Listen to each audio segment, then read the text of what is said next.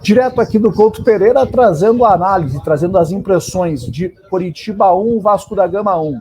De novo, Coritiba abriu o placar, não conseguiu matar o jogo e sofreu o empate no final. Apesar disso, o técnico Antônio Carlos Zago elogiou a atuação coxa branca. Será mesmo que foi boa? Quem se destacou, quem mandou mal no coxa neste empate contra o Vasco e agora 11 jogos sem vencer, tendo o Clássico Atletiba pela frente? Tudo isso a partir de agora aqui no De Olho no Jogo.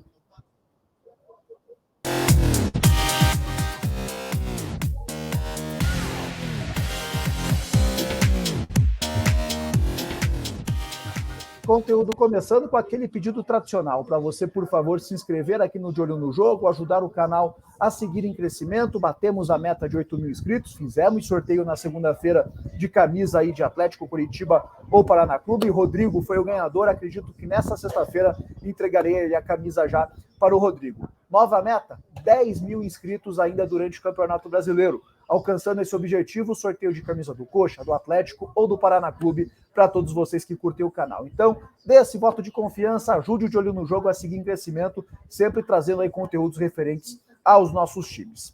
Pois bem, para falar de Coritiba e Vasco da Gama, acredito que o primeiro ponto, seja a questão da escalação, porque o técnico Antônio Carlos Zago mexeu muito na equipe coxa branca. Teve o fator do Aleph Manga citado ali na questão das investigações do caso de aposta, então já era público que o Aleph Manga não jogaria, não estaria à disposição do Coxa para a partida aqui no Couto Pereira, mas mesmo assim foi uma escalação recheada de surpresas. A principal dela, Thiago Dombrowski, o Thiagão, titular no sistema defensivo coxa branca, ao lado do Henrique e do Bruno Viana.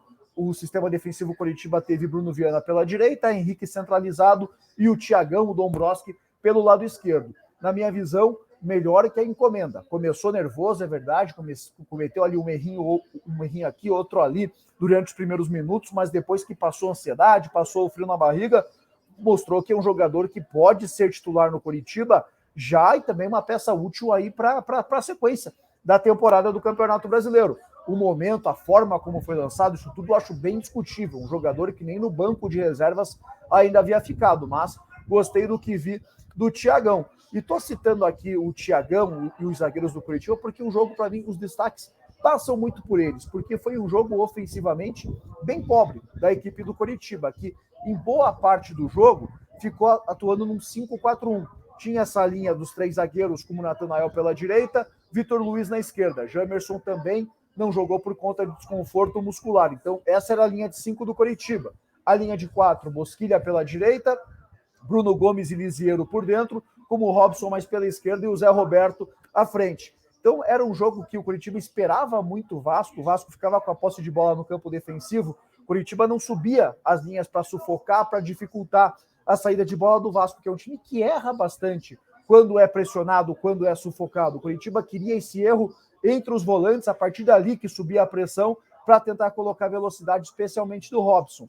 Acontece que pouca produção ofensiva, era um primeiro tempo bem chato, pouca coisa acontecendo, e aí aos 48 minutos e meio na base da transpiração, Coritiba conseguiu abrir o placar, uma jogada, começa pela esquerda, termina pela direita, Robson, naquele jeitão dele, meio maluco, meio atrapalhado, mas consegue a linha de fundo, cruza para trás, Zé Roberto empurra a bola para o fundo da rede. Não foi um bom jogo do Robson, não foi um bom jogo do Zé Roberto, mas conseguiram se salvar, conseguiram ali marcar o gol que abriu o placar para o Coritiba. Depois do 1-0, até pensei, agora o Coritiba vai crescer no jogo, porque vai seguir com essa postura nesse 5-4-1, o Vasco não está achando muita coisa e vai ter espaço para contra-atacar. Está na hora do Caio César ser titular, do Caio César entrar no jogo. Sinceramente, não entendi a saída do Caio do time titular para essa formação ofensiva do Coritiba. E aí, quando o técnico Antônio Carlos Zago mexe na frente, a primeira alteração dele foi a saída do Thiagão ali aos 10, 15 do segundo tempo, por conta de desconforto, cansaço, estava um bom tempo ali sem jogar, entrou Chancellor, mas quando ele mexe no sistema ofensivo, ele mexe em 3 peças. Ele tira a Bosquilha, Robson e o Zé Roberto. Os 3 não estavam bem no jogo. O Bosquilha teve uma chance ótima ali de marcar o segundo gol, praticamente definir a vitória do Coritiba. Quando ele faz essas alterações, tira esses 3 jogadores, ele coloca Marcelino Moreno, Caio César e William Potker. Estava na transmissão da Transamérica, comentei, Marcelino Moreno tem que agarrar essa chance. É um jogo que vai ter espaço, um adversário que está avançado, é o jogo que ele gosta. Vai ter espaço para driblar, para criar jogadas. Caio César tem as características para que o jogo está pedindo. O Marcelino pode deixar o Caio na cara do gol. O Potker que causa desconfiança. Um jogador que ainda não aconteceu no Coritiba. Marcelino Moreno entrou muito bem. Marcelino Moreno, em 2 situações, deixou jogadores do Coritiba na cara do gol.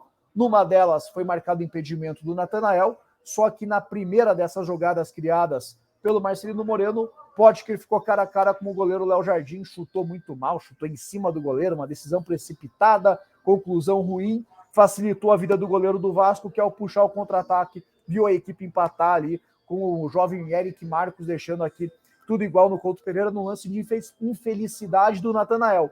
E a gente vê como são as coisas, né?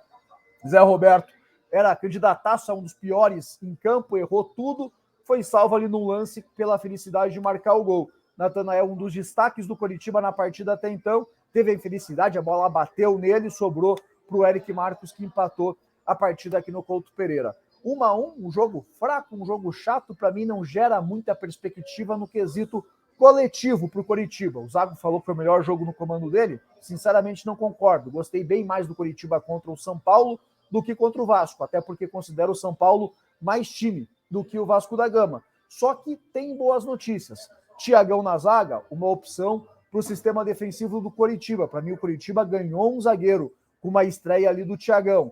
Marcelino Moreno não pode sequer entrar nas partidas. Se o comportamento sem bola dele irrita o treinador, não atende o que o treinador quer, mas, pô, em jogos que o Coritiba está atrás no placar, não tem por que abrir mão de um jogador que tem talento, tem capacidade do drible, tem a visão da partida, é um jogador que não pode sequer ser utilizado no coxa, como estava acontecendo, tanto com o Antônio Carlos Zago, mas também com o Antônio Oliveira. Por outro lado, alguns atletas novamente foram muito mal, especialmente ali o William Potker teve a chance de matar o jogo, o próprio Mosquilha. Mosquilha fez alguns bons lances aqui no primeiro tempo, mas também teve uma chance clara de matar a partida. Robson, apesar da luta, da jogada do gol, não foi bem aqui no Couto Pereira. Então acho que o resumo é esse, um jogo que não foi legal aqui do Coritiba, dava para ter vencido pelas circunstâncias da partida, conseguiu abrir o placar numa jogada assim, digamos que ocasional, na reta final da primeira etapa, teve 2 bons contra-ataques para matar o jogo,